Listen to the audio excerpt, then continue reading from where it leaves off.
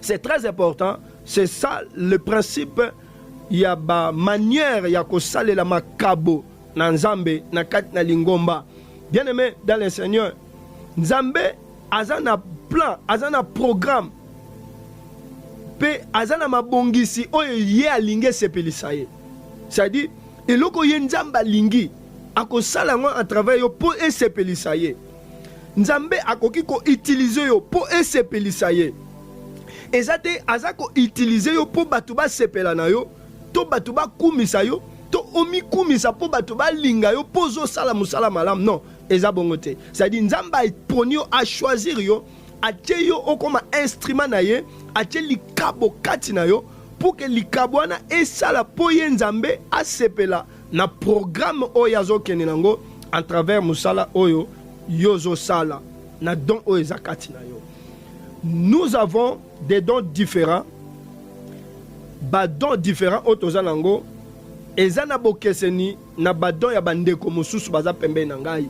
C'est-à-dire onga na zanango eza différent na oyo zanango. Pe ezo sala différemment na oyo zanango.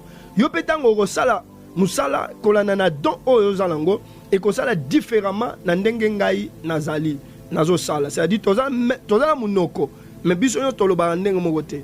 Mingongo na biso ekeseni so na loba na miko awa mutu yo asenti ke wana eza mosana Nzambe apôtre li azo solola mosana Nzambe mususu azo solola bi wana ezali mosana Nzambe pasteur Ekofo azo solola mutu mususu abino wana ezali mosana Nzambe pasteur Bernard Walo azo solola. C'est-à-dire tozo solola différemment tozana mungongo tozo yoka ndenge mokote tozo mona pe ndenge mokote to tambola ka pe ndenge mokote to lala ka pe ndenge mokote to kima ka pe mbangu ndenge mokote.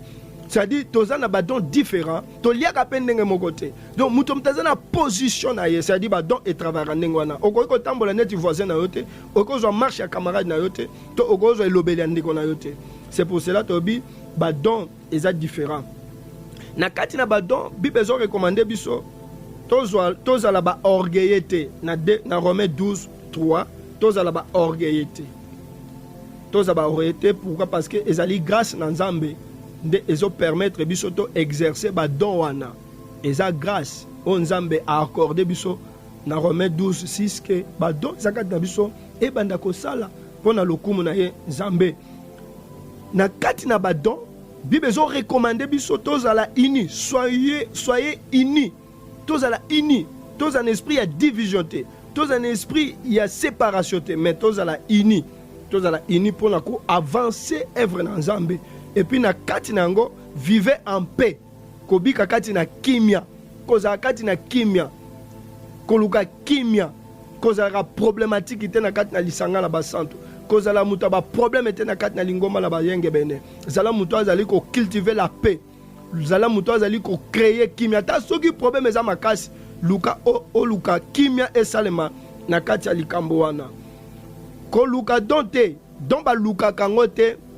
Ndenge tozo luka mbongo donc baluka ngote, c'est-à-dire ko luka ngote na sens que e comme sujet ya business, ko luka ngote comme sujet ya business parce que lelo tozo mona ba don ezali mais ba don so tozo talango tozo mona ngo ezo comme sujet ya business comme ça. Comment on ozana donc ya guérison muto malade ya pa na yo par exemple obinde ko malade ozobi obeleza malade pona kota bitumba na yo topo na sala musala oyo il faut payer ça offrande à $50 pesa na $50 avant na bondela nzamba zo belanga makano eza makasi mais avant na bondela pesa na $50 so pesi 50 bon comment discuter habiter papa naza $50 te nazaka na verité so $50 ekokite moi na bondela zate yo sana no wana donc on est comme dans business o sala job na église o comme prophète ambulant o bien ambulant za bato batambusaka biloko na balabala azanga boutique azanga maison azu biloko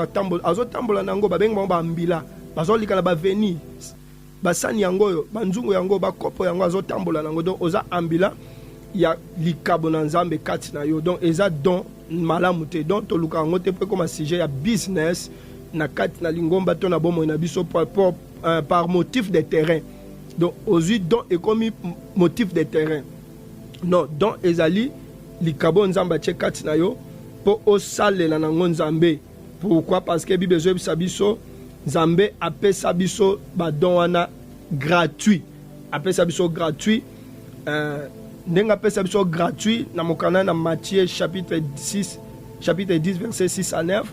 Abi bo pesa ngo pe gratuit. Tango azotinda ba yekoli, abisi ba yekoli, abi na pesi bino mission na pesi bino bokende côté ya sango malamu.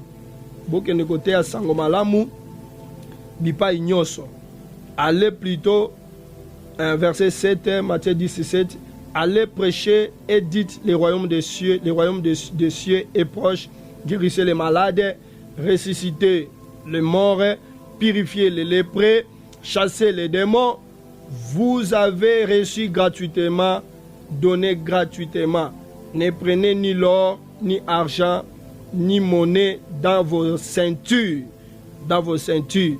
Besoin qui ango gratuitement, bino pe bopesa ango gratuitement. Bozwa or te, bozwa mbongo te na mabenga na bino, bozwa pe sac pour na voyage te, bozwa pe bilamba mibale te, bozwa pe soulier te, bozwa pe